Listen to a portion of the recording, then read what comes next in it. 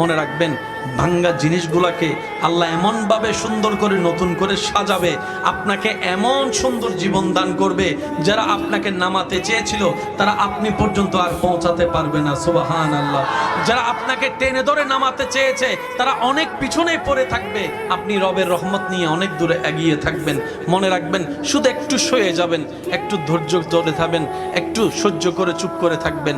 যত সইবেন তত পাইবেন, যত সইবেন তত পাইবেন। কোনো আফসোস নাই, কোনো আপত্তি নাই, কোনো হা হতাশ নাই। রবকে শুধু এতটুকু বলবেন যখনই মন খারাপ হবে, সিজদায় মাথাটা ঝুঁকিয়ে, ইয়া রব, আমি যা পেয়েছি কোনো কিছু পাওয়ার যোগ্যতা আমার কাছেই নেই, সব তুমি দয়া করে দান করেছো, সব তুমি দয়া করে দান করেছো। একটা জিনিস পাওয়ার যোগ্যতা আমার নাই, এই চোখ পাওয়ার মতো যোগ্যতা আমার কাছে নেই, এই কান শোনার মতো কান আমার কাছে নেই। আল্লাহ, কোনো কিছুরই পাওয়ার যোগ্যতা নাই, তুমি দয়া করে দেখার জন্য দুইটা চোখ দিয়েছো, তোমার দরবারে শুকরিয়া। সুবহানাল্লাহ।